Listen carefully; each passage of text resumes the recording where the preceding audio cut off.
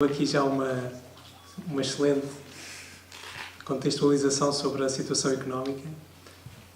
Este primeiro painel debruça sobre se precisamos ou não de um modelo económico alternativo. Acho que vou ser muito breve porque já estamos um pouco em cima da hora, mas o nosso objetivo como seres humanos é sermos felizes, basicamente. E nós procuramos esta felicidade de diferentes formas. Existem necessidades mais imediatas, como ter comida, dormir, etc. Existem necessidades um pouco mais expandidas que nós queremos fazer.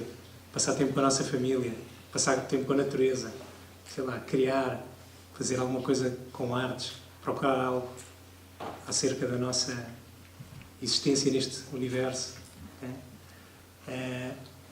E o que acaba por acontecer é que a maior parte do tempo nós já passamos um terço da nossa vida a dormir e acabamos a ser condicionados pelo sistema económico em que nós estamos a passar a maior parte do resto do tempo a lutar para sobreviver. E a felicidade, nós temos a nossa procura de felicidade a nível individual, mas existe também uma felicidade coletiva da sociedade. E nós temos que nos questionar se aquilo que nós queremos é, de facto, estar a viver para trabalhar, a viver para pagar as contas, ou se nós queremos usar a tecnologia e todos os meios que temos à nossa disposição para criar uma realidade na qual nós trabalhamos para viver, ganhamos a nossa comida, a nossa existência nesta sociedade, né? Tem custos, trabalhando, e que isso é feito de forma a termos tempo para as nossas outras procuras.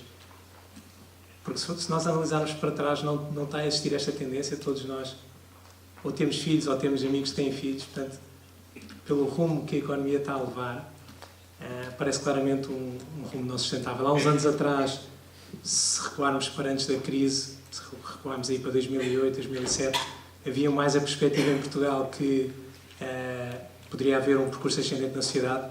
Neste momento, as projeções são de austeridade durante mais e mais e mais anos. Portanto, este rumo que a sociedade está a levar é altamente questionável do ponto de vista humano e até do ponto de vista do ecossistema. Ou seja, nós temos toda a sociedade, toda a natureza que está a ser posta em causa pela nossa existência e que se calhar não é necessário ser feito. Isto é uma reflexão que nós temos que ter. O primeiro vai ser o Sr. Mark Friedman, aqui no meio. Mark Friedman ensina economia na South Central College, em Minnesota, nos Estados Unidos. É doutorado em Economia pela Universidade Estadual do Colorado. Coordenou projetos de investigação sobre a crescente desigualdade de salários e democracia económica e, antes da sua carreira académica, foi membro de 2 cooperativas de trabalhadores. O título da apresentação é Desigualdades e Desastre Económico, Novas Evidências. That nice introduction by my 2 sisters here, they covered everything pretty well, but maybe I can add a couple things. So I'll be speaking on the connection between inequality and instability.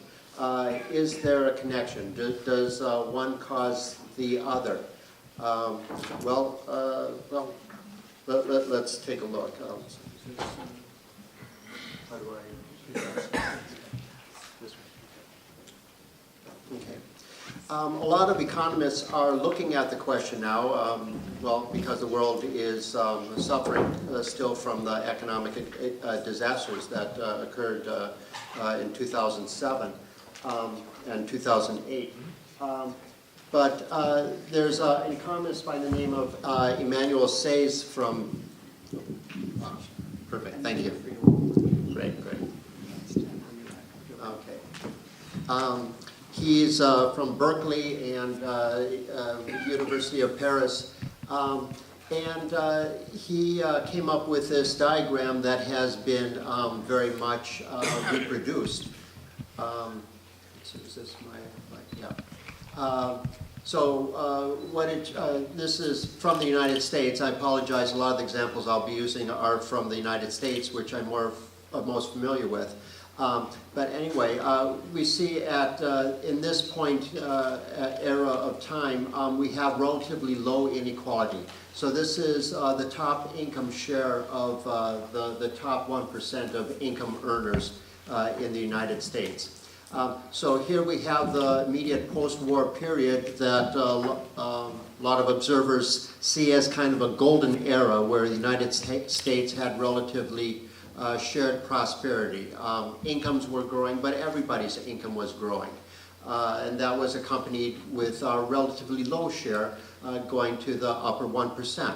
In the 1970s, that started to change. We had a steady increase among the 1% until we reached a peak right in 2007.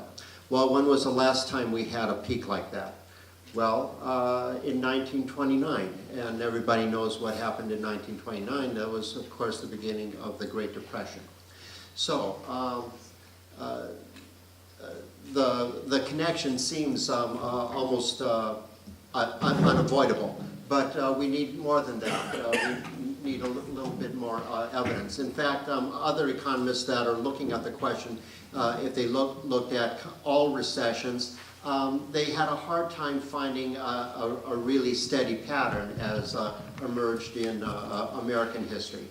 There's a proudest economist, Ravi Batra, who has taken this back even further before this came out, and showed a similar pattern throughout very large depressions, at least for the United States. What is the contribution of Proud theory to the question? Well, according to Proud theory, there are two primary causes of depressions. First of all, Proud will distinguish between what we might call an ordinary recession, or in Proudest terms, what would be a normal pause, and a very severe contraction, an economic disaster that we can call a depression.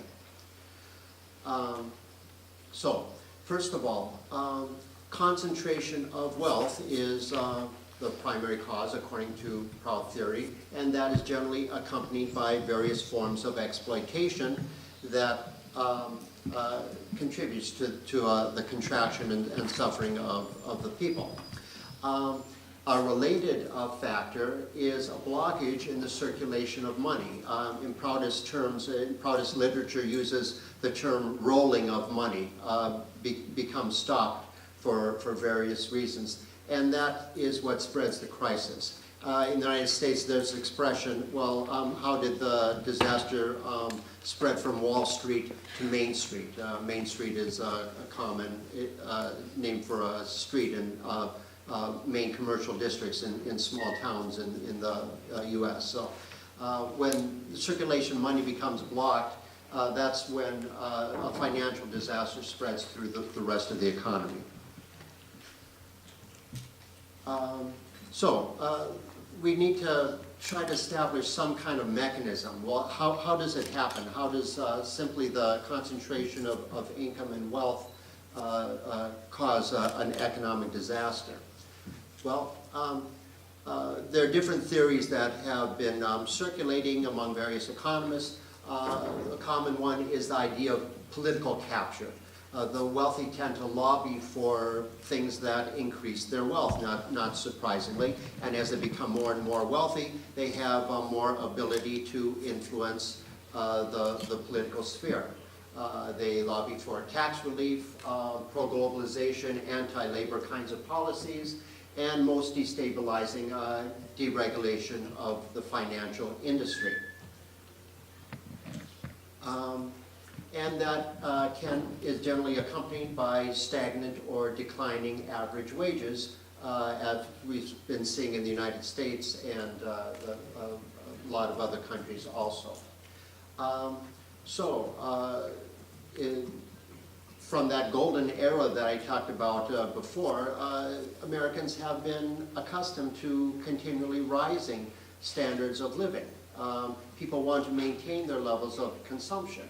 Well, they've been kind of encouraged to do that by borrowing in the United States. If incomes are not growing, it's been observed, well, one way that households in the United States have been able to maintain the consumption is by adding more family members to the workforce.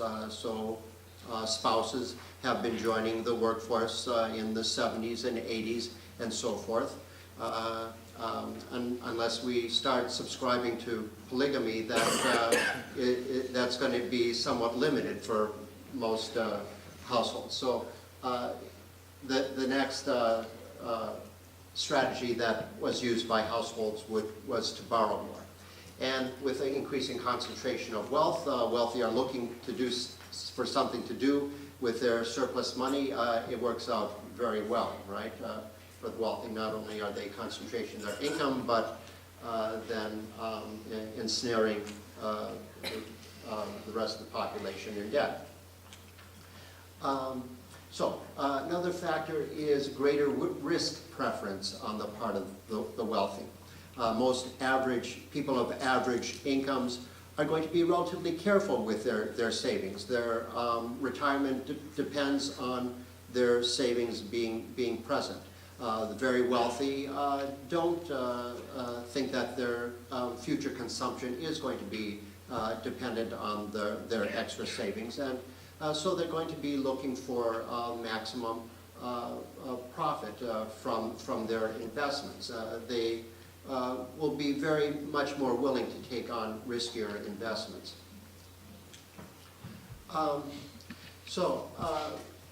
My own research tends to confirm that it's in preliminary stages. What I've done is looked at all the recessions from about the last 100 years in over 100 countries. The difference between what I did and what others did is I looked at all the recessions and looked at what causes the most severe ones. What are the factors that tend towards severity? Again, looking at the distinction between an ordinary pause and a very severe contraction. I compared income inequality by different measures. There's one common measure is so-called Gini ratio. So I compared that with various measures of contraction, looking at different thresholds, say contractions of gross domestic product of over 10%, or drops in consumption of over 10% or over 15% and so forth. And by various measures of inequality and economic disasters, you see a very strong correlation. This is just one statistical test that I'm showing you here. So these are, oops, I'm sorry. No, what did we do? Oh, here we go. Okay. Here are different things that are normally considered to be associated with severe contractions, like a currency crisis, debt crisis, stock market crash, bank crisis, inflation. On the last column here, you see probability of that being linked to my dependent variable is percent GDP fall. In other words, the greater drop of gross domestic product in percentage terms, the more closely the association is here. Generally, what this means here, 000 for top share, that's the share of income going to the top 1%. Okay, as this gets bigger, you're going to get a larger drop in GDP.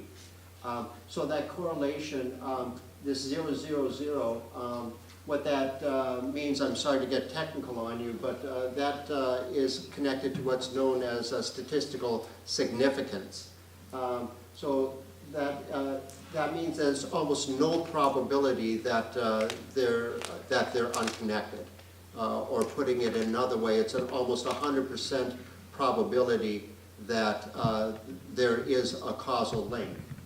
On the other hand, things that we normally associate with these kinds of crises, like a currency crisis, stock market crash, debt crisis, and so forth, they're very weakly linked.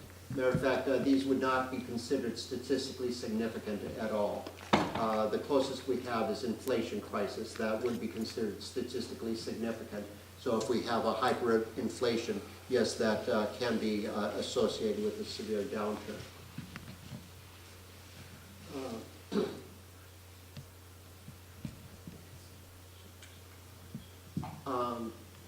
Okay, so again, what's some of the evidence of greater concentration and exploitation? Well, this is evidence of exploitation for the United States. Again, in this golden era, we saw rising incomes. This blue line is family incomes, median family incomes. And as economists would expect, that's rising with productivity. The average value of the average person's work per hour. You would expect, as people are being more productive, they should be having rising living standards. They should be having higher incomes. And that's exactly what happened in that golden era of the post-war period. But then there started to be a separation. Productivity is still going up, whereas median incomes have been stagnating. And of course, as a result of the recession, family incomes are falling. Okay. So this is another graph of incomes. We see the top 1%. Top 1% has been growing very steadily. Even other people that we would consider to be relatively wealthy, the top 5%, the top 10%, and the top 20%, they're continually rising since the 1970s, but not nearly as rapidly as the top 1%. The rest of us are all down here.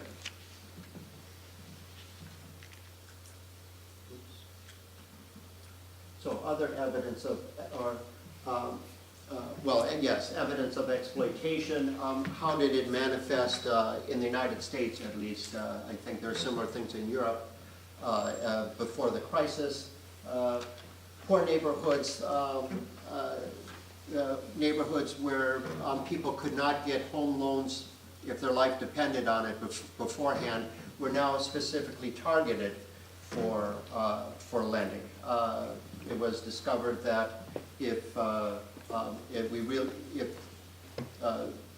financial industry really wants to expand, there are limitations. They have to find a new market. That new market was poor neighborhoods. There was fraudulent loans were very common. So-called ninja loans. Ninja stands for no income, no job.